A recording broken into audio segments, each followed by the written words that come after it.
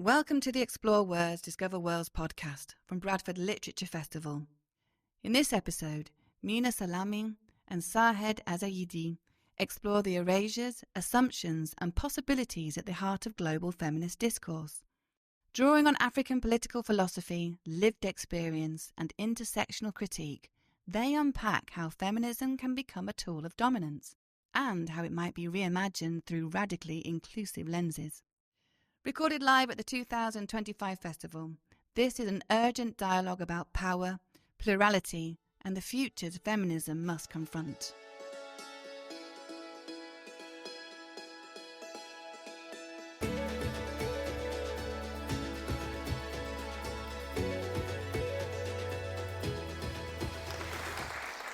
Good afternoon, everyone. My name is Tasneem Chopra. I will be your chair for this session.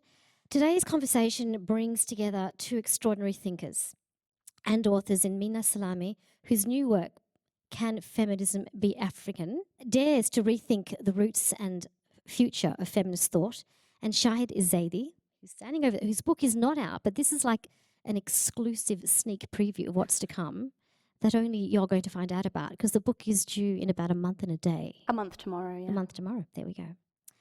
And her book, The Othered Woman, confronts the exclusions, silences and systemic erasures embedded within mainstream feminist discourse. In a moment when feminism is increasingly commodified and too often co-opted by whiteness, liberalism or individualism, this dialogue will explore what happens when feminism marginalizes the very women it claims to liberate. And drawing from African political philosophy, lived experiences, and an intersectional critique, this is a necessary conversation about power, plurality, and the feminism we need against the feminism we currently have. Now, a bit about our esteemed authors. I believe, Shahed, you had a panel earlier today, so some of you may have seen Shahed. Shahed is a British-Libyan writer, editor, and journalist based in London, known for her work on politics, feminism, and social issues. She's currently a staff writer at Stylist magazine and has contributed to various publications, including Dazed, Glamour, Galdem, and The New Arab. Her new book, The Othered Woman, How White Feminism Harms Muslim Women, examines how white feminism intersects with Islamophobia, and often marginalizing Muslim women's voices and experiences. Minna is a Nigerian, Finnish, Swedish feminist author, social critic, and public intellectual whose work centers on Black feminist history, African thought as well, and the politics of knowledge production. She's the author of Sensuous Knowledge, a Black feminist approach for everyone, and a work that reimagines universal concepts through a Black feminist framework. Her latest release, Can Feminism Be African?, explores the intersections of African identity and feminist theory. So these women know what they are talking about in a nutshell, and I'm really looking forward to doing a deep dive into the how and why each of your books came to bear, and what you're hoping will emerge from the conversations that or the issues that you've raised, and what you feel needs to drastically change within society in order to, I guess, level the playing field, if that's the best term. To begin with, can I ask you, what drew you to write your respective books, or your book, at this particular time, and what questions were you trying to answer about feminism's failures and possibilities? Drew me to write this book. So I wrote this book nearly 4 years ago now. It feels strange that it's now coming out next month. But it came from me having a fascination with reading feminism when I was younger, when I was at school. And, I did sociology, I did a lot of humanities topics, but couldn't see my own experiences and my mum's experience or my auntie's experiences reflected in that discourse in literature. And then when I went to uni, I also found that, Muslim women were mentioned in the subsections or in chapters here and there, but not so much as a whole book or multiple books. So I started to seek out a book similar to the one I've written and found that books like this don't really exist. That, white feminism has been covered, but not in a way where you specifically bring in Islamophobia and Muslim women into the main critical lens. And then, I had a bit of imposter syndrome, and I was like, someone should write this book at some point. And then, I was speaking to a friend a few years ago, and she suggested that maybe I should write it. And then, 5 years later, here we are, and it's about to come out next month, which feels very surreal. That was a good friend. Thank you. She is a good friend. Yes. And Minna, what about you? What drew you to write this book at this time, and what were you trying to answer about feminism's failures? Similar reasons in a way, in terms of wanting to write a book that I wanted to read and didn't exist.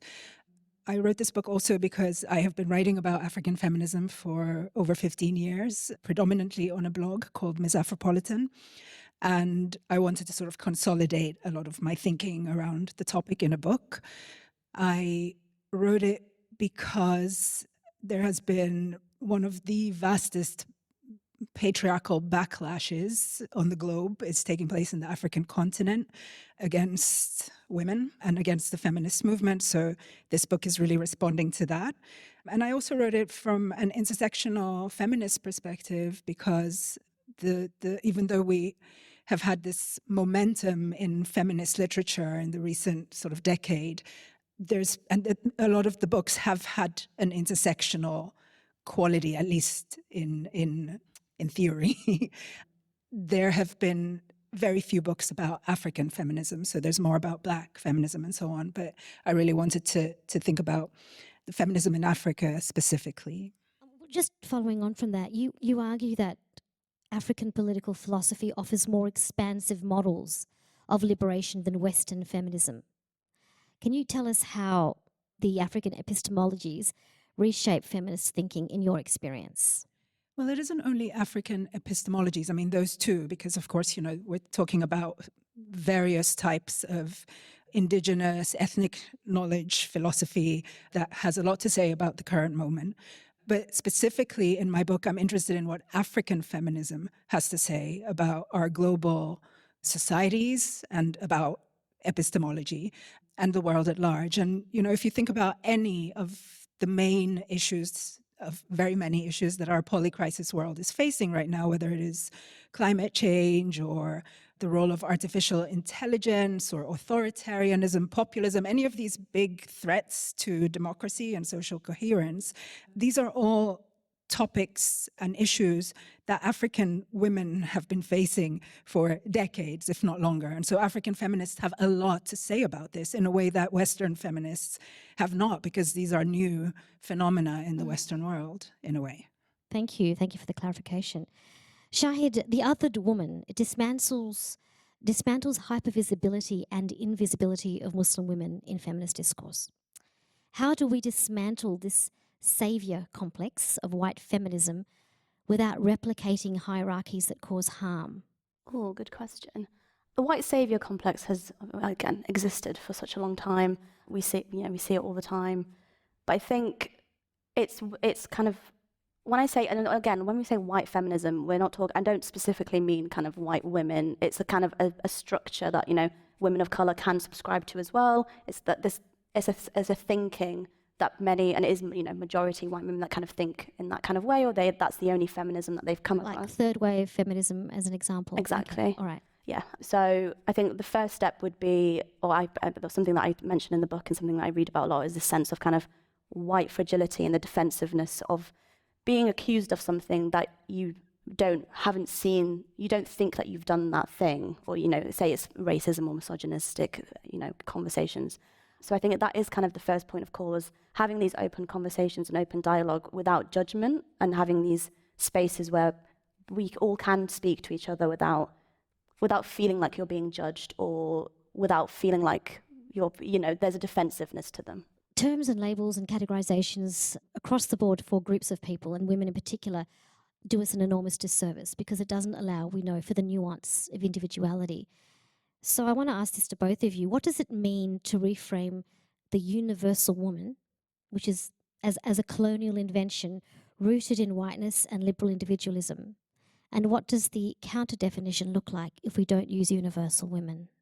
I don't know if I'm responding directly, but I think I might be. But the quote from Audre Lorde in Sister Outsider, her very famous book, Audre Lorde, for those of you who may not be aware, although you're coming to a feminist panel, so I'm pretty sure most people know Audre Lorde, but she was a Black feminist philosopher and poet, and she has this famous line where she says, it is not, I'm paraphrasing, it is not our differences that divide us, it is our inabilities to see how they can enrich the feminist movement or something like that. And so I want to draw upon that to respond to your question, because I think the shape or the sort of social imaginary of the universal woman, which is maybe a concept that I would actually want to shy away from, or at least be mindful before trying to define any kind of universal woman. But to the extent that that exists, she's a sort of patchwork of differences that can enrich the idea of womanhood rather than sort of aggravate it. No, I agree. I think I also would shy away from using this universal womanhood, because I think this is what's gotten us into these kind of situations where you have gendered Islamophobia and you have racism and you have all these constructs, and a lot of these stem from this concept of white womanhood or the universal woman, and how a lot of like policies or like things that we all think are just normal or routine in this world have stemmed from this idea of the universal woman. And who does that serve ultimately? Yeah. Okay. Can I ask each of you, and I'll start with you, Minna, for a reading from your book, and if you can tell us the reading that you choose and why you chose it at the end of it, and then I'll go to you, Shahed. I've been told that I need to be very careful with this copy of my book, which is borrowed from Waterstone, so I'm barely daring to like turn the pages. This book will be for sale, I'm just letting you know as well. So I'm going to read from a chapter that is titled The Ghost of Whiteness. And just to give you some context, this is a chapter, as the title implies, which is exploring the continuities of colonial oppression, especially in regard to Africa. But the section that I'm reading, which is the very beginning, is more, I'm reading it more to give you a sense of the way in which I write. So I start with a kind of personal narrative rather than delving into the topic. I was 6 years old the first time that I saw a ghost. The sighting happened the day that my best friend Veronica's home help, Gloria, kidnapped me. Veronica and I were just returning from our swimming lessons to her house when Gloria ran to the car shouting, "Mimi, Mimi," my nickname. Among the buzzing medley of characters that framed my life, Gloria was relatively central. Veronica and I played together almost daily, and on the occasions that we were at her house, Gloria often featured in our activities, either preventing our mischief from escalating to chaos, or by joining our rambunctious playtime herself by sharing one of the many stories she liked to remember. And so when she shouted my name, I willingly ran into her arms. But Gloria had other plans this time than to play. She planned to kill me. Unbeknownst to anyone, Gloria's unconcealed fondness for me had developed into an unhealthy obsession. She believed that if she sacrificed me and then became pregnant, I would be reborn as her child rather than my mother's. She grabbed me and ran into the condo behind my friend's house where she lived and where she had prepared for the killing to take place. Despite the machete lying in the center of the room amidst other paraphernalia, Gloria proposed that I shouldn't be afraid. She assured me that we would soon be reunited as mother and child as things were meant to be. Somehow, I summoned a future mature version of myself, one who, when I look back, understood more about the human psyche than 6-year-old me actually did. And I began to negotiate with Gloria. I suggested that perhaps we could already be together, that maybe we could leave Lagos and travel to her hometown. Fortunately, the mediation bought just enough time for Veronica's driver to break down the door and rescue me. Moments later, I was upstairs in the safe familiarity of Veronica's parents' room, staring out of their window. Gloria was now in the courtyard, or rather, a phantasmal version of Gloria was in the courtyard, panting apace like a caged animal. Her typically braided hair was gone, and her bald head was accompanied by an absence also of her teeth. Even her clothes had disappeared. All there was left of what appeared to me as her ghost was a naked and fevered spectacle of a woman speaking in tongues, and her agitated, haunted scream. I later reasoned that the head tie she wore when she snatched me probably masked her shaved head, and that she could have painted her teeth black or have removed false teeth she'd worn all along. Who knows? The adults that were now in the compound trying to calm her, including my parents, would later share that they were equally confounded by her metamorphosis. I am sure that there was some kind of logical explanation to her transformed appearance, but the image of her as an anguished ghost prancing around my friend's courtyard is forever imprinted on my mind. The Gloria incident was, to my parents' dismay, far from the only near-death event I encountered in my life, but this experience is the one I believe has provided fodder for my fascination with ghosts. Ghosts, I should start by saying, are not spirits. Spirits are entities that have positively completed their mission in this realm and transitioned to what we might call the astral, liminal, or ancestral domain. Conversely, ghosts are restless and vengeful entities that are tethered to the tangible world because they have unfinished business to do. Ghosts, in this context, are resentful, while spirits are at peace. The ghost in this chapter, the ghost of whiteness, is not a spirit, it is distinctly a ghost. Ghosts, in the above sense, are frequent visitors in literary and philosophical works, such as Toni Morrison's Beloved, Jacques Derrida's notion of hauntology, Octavia Butler's Kindred, and more recently, Naomi Klein's Doppelganger, among many others. I'm hardly the first writer to use the metaphor of ghosts to discuss traumas of racism and what I so far have referred to as superiorism. However, with a few exceptions, such as the doppelganger gestalt in Klein's book, the spectral figures in literary narratives commonly represent the baggage of historical injustices imposed on marginalized communities in a predominantly white society. The ghost Beloved in Morrison's book of the same title, for example, embodies the pain and violence experienced by Black women in antebellum America. The ghost in this chapter diverges from this norm. Instead of embodying the despair or vengeance of the other, this ghost enshrines the anxieties and neuroses of white identity.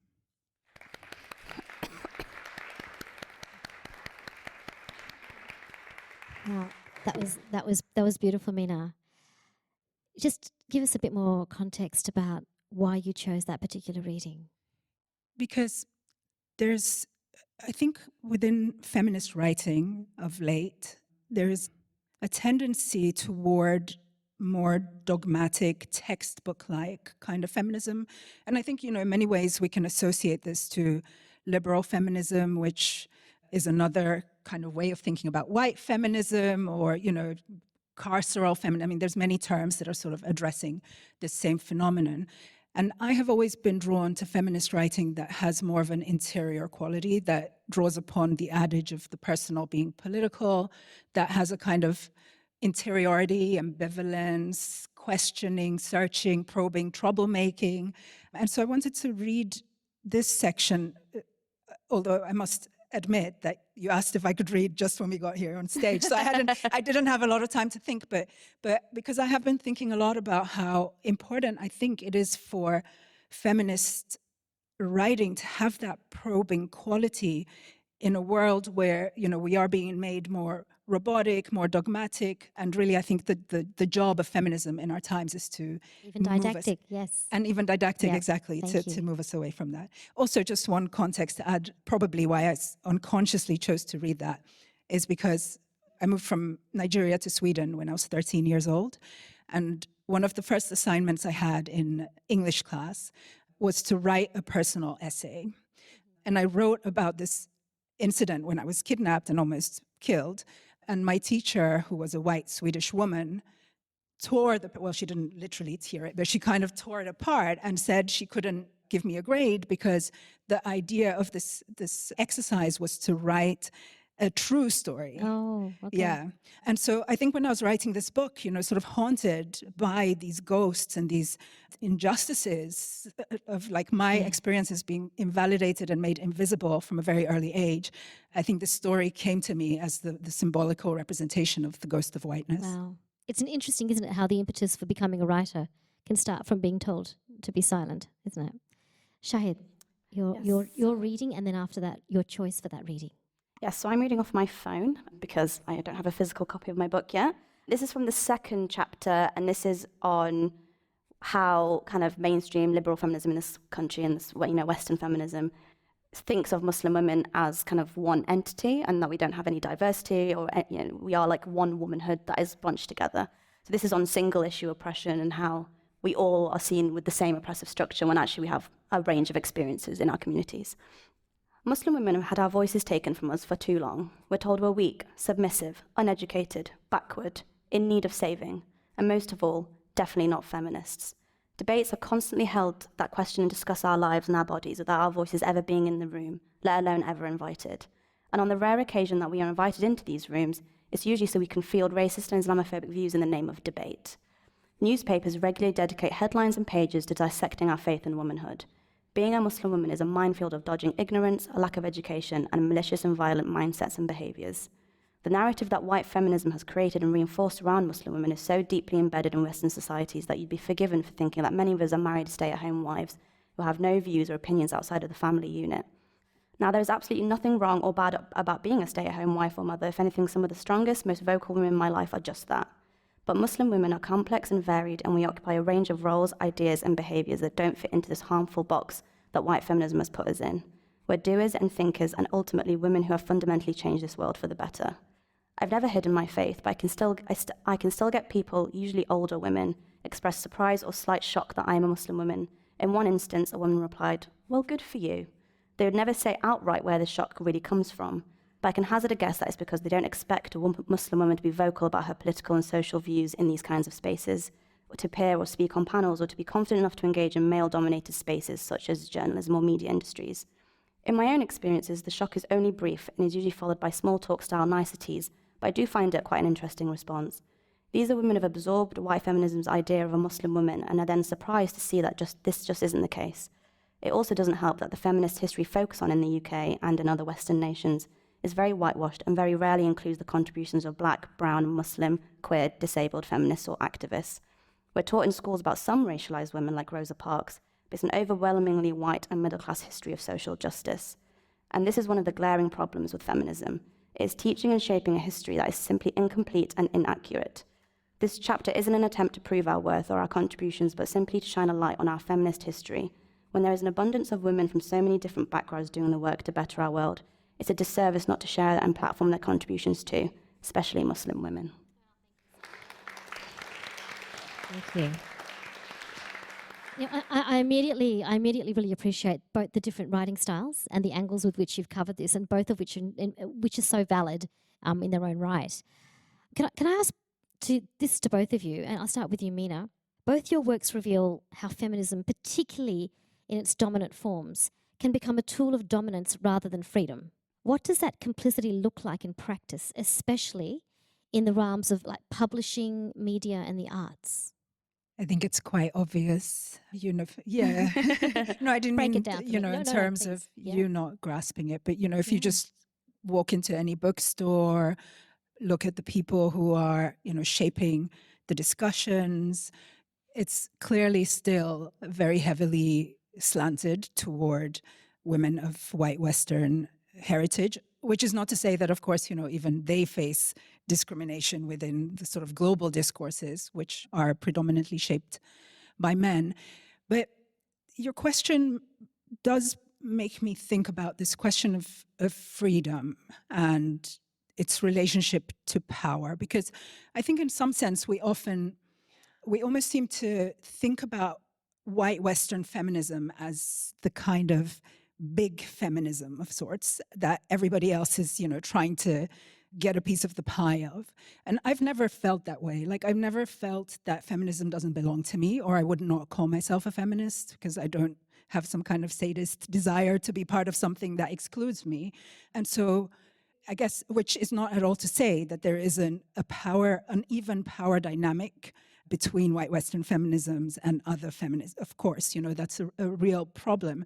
But I think also, for me, who I consider myself to be an international feminist, as well as an African and a Black feminist, and because I come from that tradition, which starts around the 60s, 70s, right, if not earlier, this sort of big feminism, yes, it exists, but it exists for a certain kind of position. Like within international feminism, as the name implies, the discourse has always been shaped equally by people by feminists around the world. And so I guess there's in some sense the idea that freedom or power, likewise, is not something that is given to you. It's something that should be taken. I think Martin Luther King was the person who we can attribute this saying to. And I have to say, I mean, with all respect to Mr. King, that I disagree with that view. I think freedom is something that is a human right. You know, it's something that we all have every right to, every access to. And there's something about this idea that, you know, white feminists could maybe give up some of their freedom or power, which makes it seem like they own it and we are like begging for a piece of that. Whereas my sense of transgressing white feminist domination or white feminist violence, exclusion, and so on, is actually to sort of center myself as in a collective self, you know, as a woman of color. Yeah. Yeah. So basically reclaiming your own power. Precisely. In yes. agency. Yes, yes. Yeah, and Shahed, I mean, the same question to you. I mean, how does the complicity in practice of Western feminism look in the areas of realms of publishing or media and arts in your experience? I think I said this actually in my earlier event. I struggled to sell this book at the beginning. My agent, you know, struggled to sell this book to mainstream publishers because it was seen as too niche, or it didn't have the audience, or they saw it as targeting a specific audience that maybe, you know, wasn't commercially viable or wasn't going to make them any money. And obviously then I found my publisher now, and you know, and they're independent and it's great. But yeah, I found the feedback interesting because this book doesn't exist, and I think it should, and it's really important. But it's the fact that it's not seen as something that is, you know, it's just for Muslim women, and you know, they probably don't even read. So I found that interesting from like the publishing industry. And obviously I'm a journalist, I'm in media, and that's a whole different ball game. But yeah, I found that feedback interesting. That was seen as a very niche thing. But yeah, I totally agree. I think having a seat at the table doesn't work when the table doesn't work in the first place. Like, you know, white feminism let's say it has a seat at the table, but even that's not working for them. So actually, maybe we need to start thinking about the structures of power and breaking them down. That was, I mean, my next question. How do we then reform what is currently a defunct system of third wave feminism? Do you have suggestions on how, if they don't just make space from the table for us, is it a question of reclaiming our internal agency, or are there other ways that we can reform what is currently a broken system? I think we don't have a choice, you know, than to reclaim our internal agency and to start to build networks, institutions, and so on from that. I had a really similar experience with my first book and also with this one, with Sensuous Knowledge was the title of my first book. And so many publishers said, you know, they actually even said if this were more of a BAME book, like Black and Minority. I also had that, yeah. Yeah, rather than, in your case, Muslim, in my case, African. Can you widen it? Yeah, exactly. And in some sense, I have to say that with Sensuous Knowledge, it was then published initially by Zed Books. Now it's with Bloomsbury. But somehow that it being with an indie and having that kind of niche speaks to what I'm saying, because I think, yeah, then you have to build from there. Because I had to ask myself the question, do I want to publish with a Penguin or whoever who thinks that this book is too African and then they're going to try to change it? No, I don't, right? So I think we need to start where we find ourselves. And we also must remember that feminism it's a very exciting space, because sometimes when we have these conversations, it can just seem like it's hard work. But actually, to be a feminist is, first of all, to be able to partake in conversations like this about race, ethnicity, religion, and so on, in a way that no other space does, you know, like without creating populist wars. And like, we have these conversations. And so just remembering that and then creating from there as women of color, as international feminists, as Muslim women, you know, and sort of not focusing so much at the end of the day on those who want to exclude. Yeah. Okay, so we're talking about new frameworks of liberation, new frameworks of solidarity that are, if I understand this, already grounded in existing traditions, whether it's African philosophy or even within Islam. I mean, and Shahed, can I ask you, within both your lived experience, what you have researched in collating this book, do you feel there is within Islam a framework that supports the version of feminism that you identify with? Oh, absolutely. And I think this is the misconception. I think a lot of, well, we're not taught it in schools. So like if you don't seek out, Islam, or you don't seek out speaking to Muslim women or even Muslim men or these communities, you're not going to know what Islam actually says about women's rights. Or, women's rights have been embedded in my faith for centuries. When it came down in the Quran, there's whole verses in the book that lay out exactly what women have and don't have, or more have. Our faith is, I think, one of the first to have divorce in there, a fair divorce. And education is a big part of women's rights in Islam.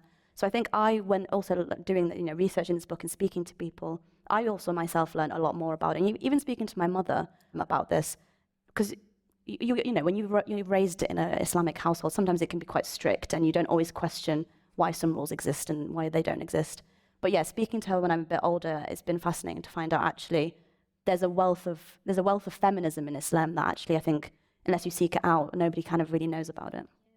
That's a really good segue, I guess, to the next kind of related question is, how do Muslim feminists resist intra-community, culturally informed patriarchy that reinforces gender-based violence norms at times and suppressions and inequities while still upholding your cultural identity and sovereignty?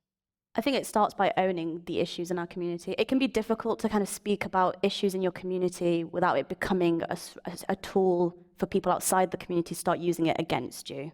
So, for example, I think I speak about domestic violence in the book. We, as like every other society, we obviously have that too in Muslim communities.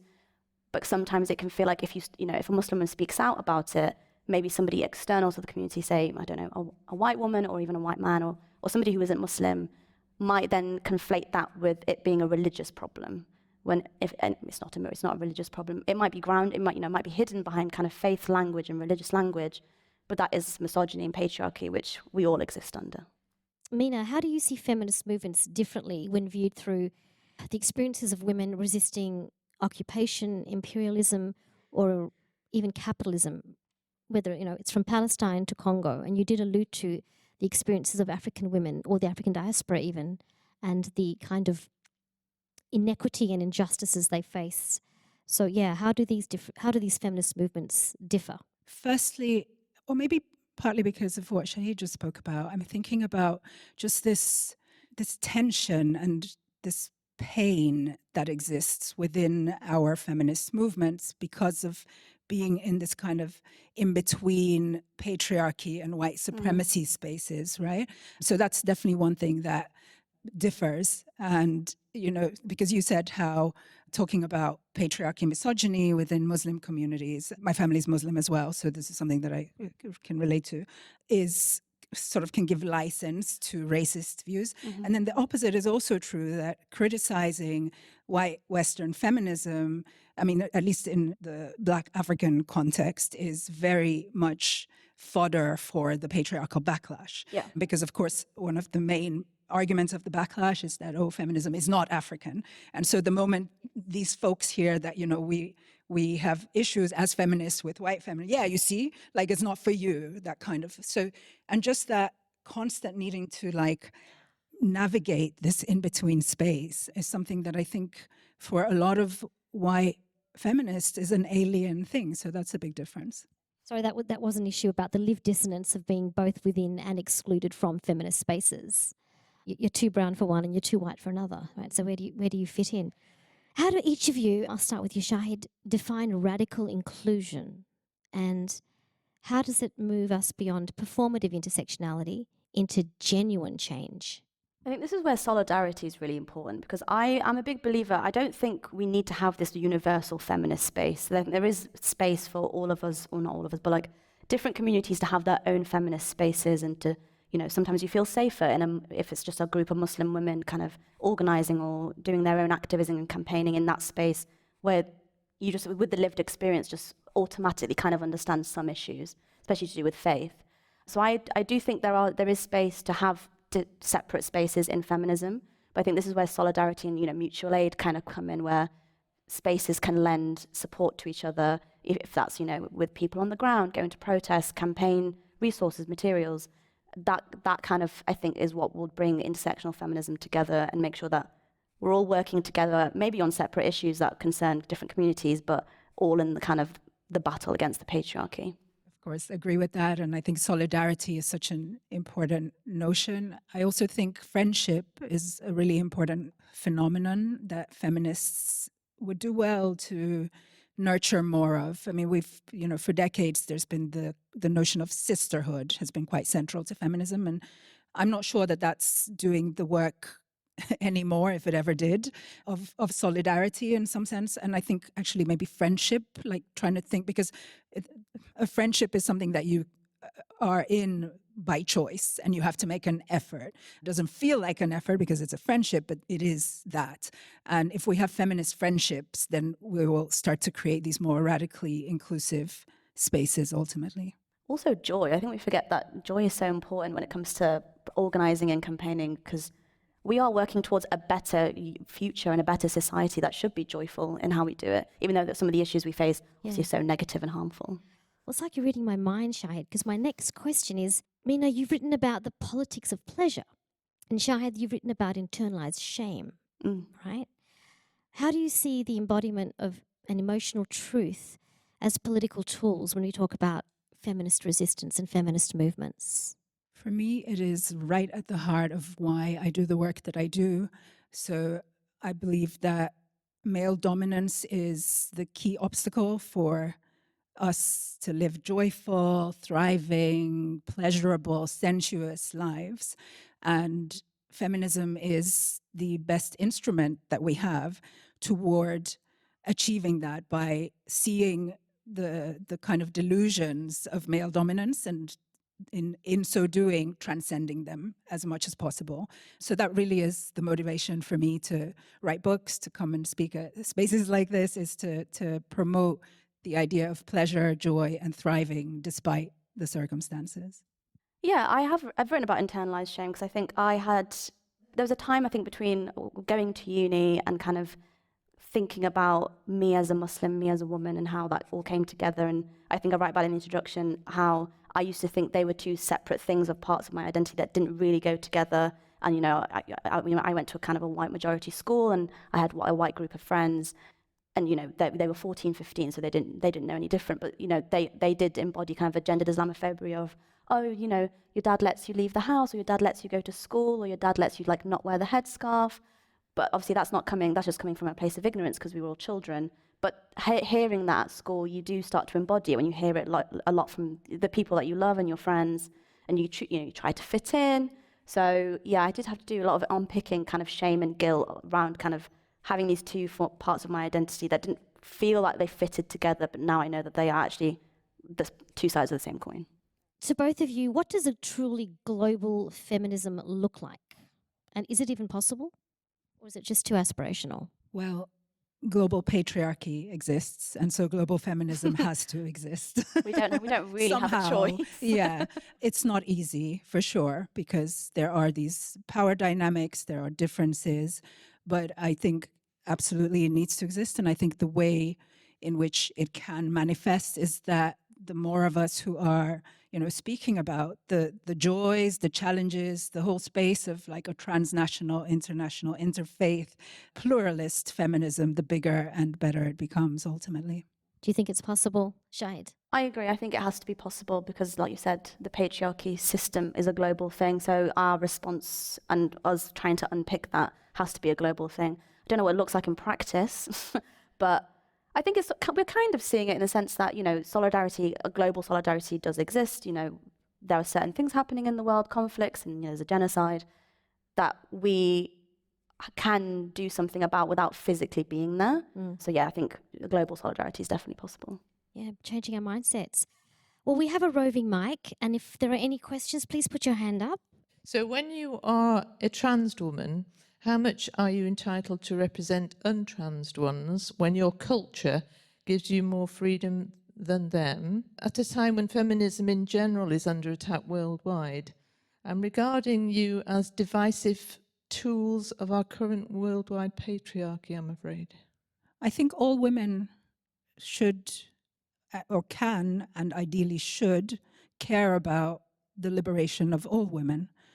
But of course, we all have privileges, myopic views that can exist because of who we are.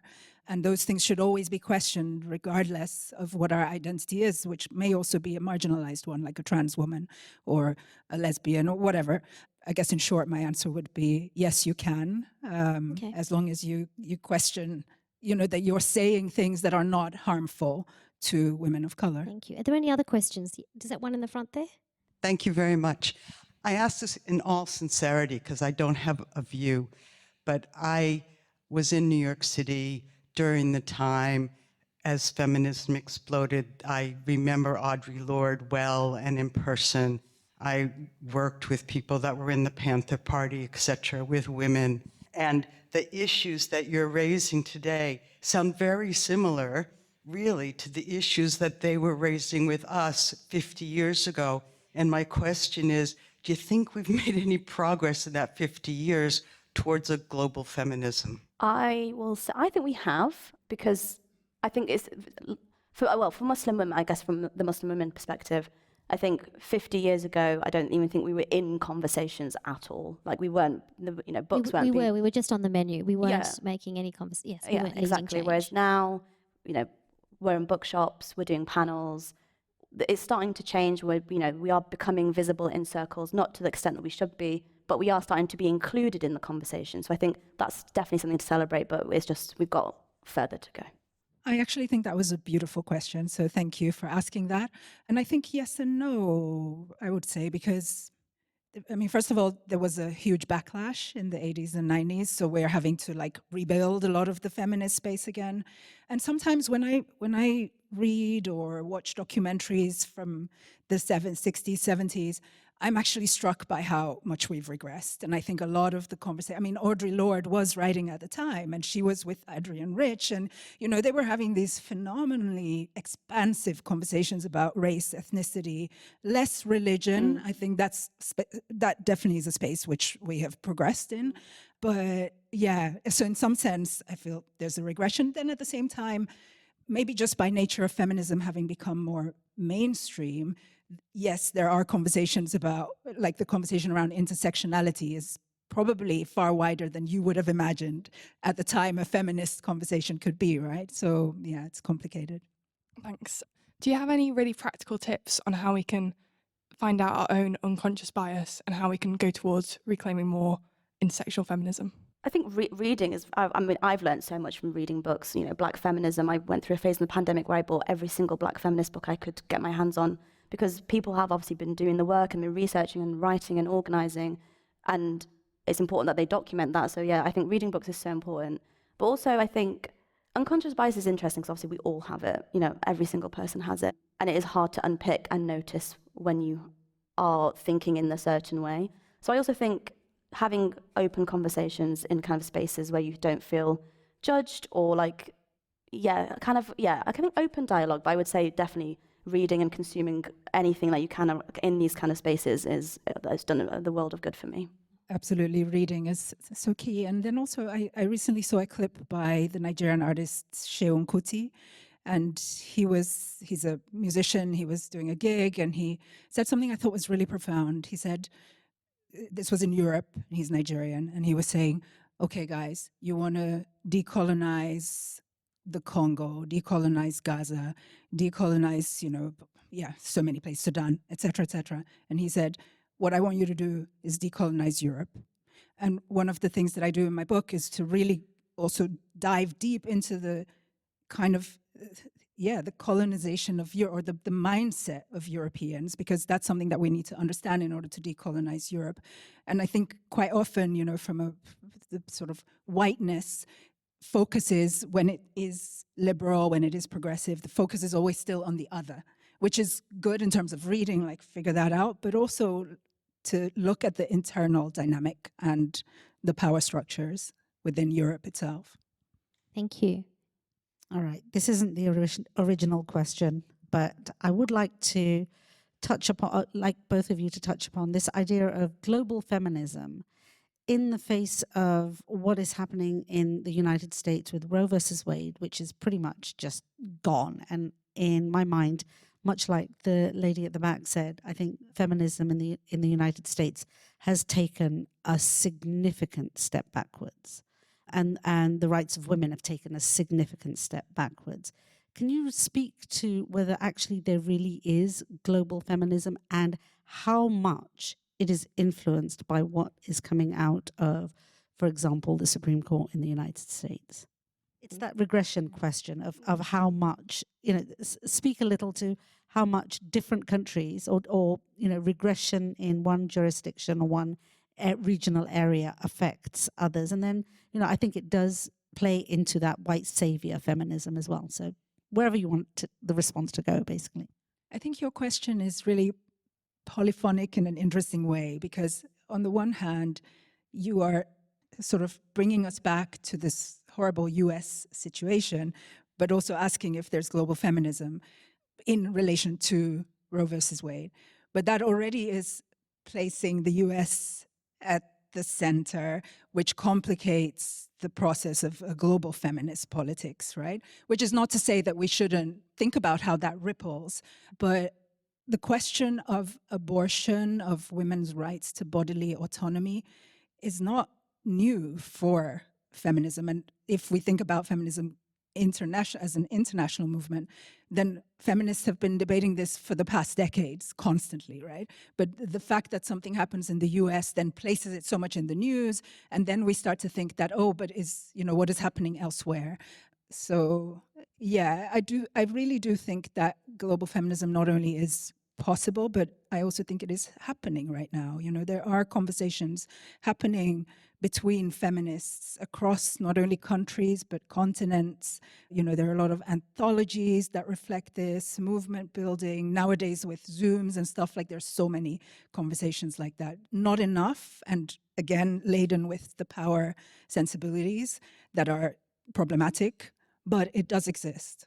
Great, thank you for that, Minna. And I'm just recalling your response to the question prior to that, which was within Europe, decolonize Europe, then also decolonize the US and decolonize Canada and decolonize the UK. Oh, tricky one. Shahed, did you want to answer that too? I agree, and just to add, obviously we've seen rights being regressed in the US, but they have been pushed forward. Reproductive rights have been pushed forward in other countries. So, yeah, I think the same. Something's happening in the US and it becomes obviously quite big news. Roe v. Wade is obviously a big piece of legislation, but reproductive rights are changing elsewhere. So I think it's important to think about that too. Thank you. And we have a question there and one there as well. Thank you very much for this fantastic discussion. Leading on from that last question, I wanted to know, it would be great to hear your thoughts on what's happening in the UK, how you see all of this kind of, playing out in the UK. And secondly, is there anywhere that gives you hope around the world? UK-wise, I find it's ironic for me that my book is coming out in the week that is going to be the anniversary of the race riots from last summer, which is obviously a very terrifying time, and Islamophobia was very much put on, it was very, very visible. I didn't leave my house for a week. It was very terrifying. So I think that's important to kind of think about how Islamophobia is now, we are talking about it more, and I think people are now very aware of it being, a form of racism, a form of injustice, rather than, because I think the term Islamophobia I don't love either, because it makes it sound like it's an individual fear. I don't like this, or I'm scared of this, whereas actually it's not a phobia, it's obviously a very real form of racism. So I think the race riots, especially last summer, brought that into kind of mainstream news again. Because also in the UK, we still don't have an official definition for Islamophobia, still being kind of debated in Parliament. So I think even that as a first step would be great. I'm going to say something provocative, which is that, I don't know, does the UK have a feminist movement right now? It really, sometimes I wonder, there are individual feminists, of course, and there are different fractions, but there doesn't seem to me, and I hope I'm wrong, maybe somebody can correct me, but there doesn't seem to be strong solidarity and a kind of feminist movement. Is that your assessment of the mainstream picture at play, or are you also critiquing the accomplishments or lack of the intersectional feminist movement in the UK? Probably to an extent, yeah. Even there, I think there isn't one movement. And of course, there's never going to be, again, this universal idea.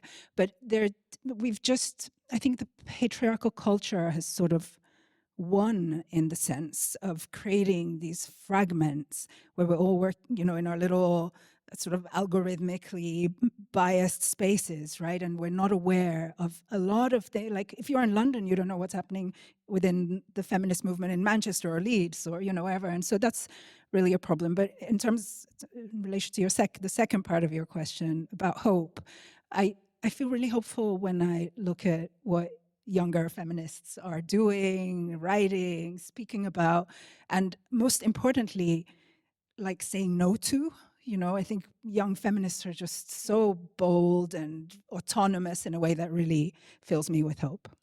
That's beautiful. Thank you. Any country that you can name where you think it might be going okay? A little bit ish. And we're all going to move. Okay. Okay, thank you. Are there any other questions? Yeah, I was just wondering, neither of you have really mentioned it, but we've mentioned global feminism a lot. And I was just wondering if either of you think global feminism is compatible with capitalism. No. I don't think it is, because I think that is where we go into kind of what I like to call like girl boss feminism, which obviously had its big heyday in 2014. We'll always remember Benedict Cumberbatch in the I'm a Feminist t-shirt. No shade to him, I'm a big fan of him. But I think when capitalism comes into it, it's like, oh, well, we need more women CEOs in the world, or we need to put them in, higher positions of seniority, which of course is important. We should do that. We should kind of break the glass ceiling in workplaces and change all of that. But that shouldn't really be the be-all and end-all, because, again, like I said before, having a woman as a CEO might be great, but also if the power structures are the same, nothing's really changed. The only thing that's changed is the visibility of her being in that position. Okay. So I think, don't know if it's that compatible with capitalism. Patriarchy and lipstick kind of images that come through. Minna, your response? What Shahed said. I mean, yes, absolutely. Yeah, I'll just echo that. Do we have any other questions? Because if not, I want to just as we leave, I wanted to ask you both I want to leave you with one provocation. All right, what must feminism unlearn to become truly liberatory? And what should it dare to imagine next? I think unlearn is this idea of the universal woman, and the fact that we talk about womanhood, but there are stereotypes around that, and there's a specific type of woman that people kind of think of as a concept. And I think you can't have a global feminism unless you can think of womanhood in its plurality and the diverse experience that we all have, and also obviously intersectionality. How me being a Muslim woman, I think I say this in the book, I don't wear a hijab, so I don't have the same experiences as a Muslim woman as a hijab wearing Muslim woman, because she's so visible. I can, quote unquote, kind of mask if I wanted to. Not that I do, but so I think unlearning this idea of a universal woman is probably the very first step to kind of opening that door. Thank you. This is a surprisingly very difficult question for me. I would have thought that, I know the answer to this, but well, can you dare to imagine? I mean, I think it has to do with the notion of unlearning, because I don't really know what that looks like. It's a word we use a lot, right? Mm-hmm. But what does it actually mean? But I think what feminism should be in the business of doing is really, in a sense, clarifying. So showing women where the problem lies. I think the strongest feminist revolutions have always happened when women were somehow educated to see that, that is really oppressing me. So like the light bulb moment. And from that, there's almost an immediate transformation, which is a kind of creation of a new vision, because you emerge from that clarified perspective as someone who can be more autonomous, empowered from within. So I think unlearning for me is more about the seeing clearly, and that should be the main goal of feminism in the 21st century, to help women and men see clearly the ugliness of male domination. I think I'm glad you did bring that up in the last 30 seconds, but I'm talking about specifically the role of male allyship, and I guess men's responsibilities in this movement to make space, to stand accountable, to acknowledge their role in shaping the outcomes that we need. There is a lot there. The books, Minna's book, Can Feminism Be African, it is available in the hub, and she is going to be doing a signing shortly after this. Although Shahed's book is not out, she's here and she's available to be spoken with and to mingle with straight after this session. Please thank both our speakers, Shahed Ezaydi and Minna Salami. Thank you so much.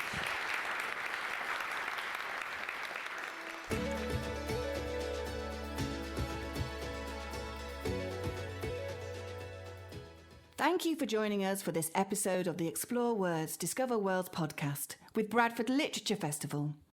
If you enjoyed this episode and you'd like to help support the podcast, please subscribe, share this episode with others and leave a rating. Mark your calendars for the return of Bradford Literature Festival, Friday the 3rd to Sunday the 12th of July 2026.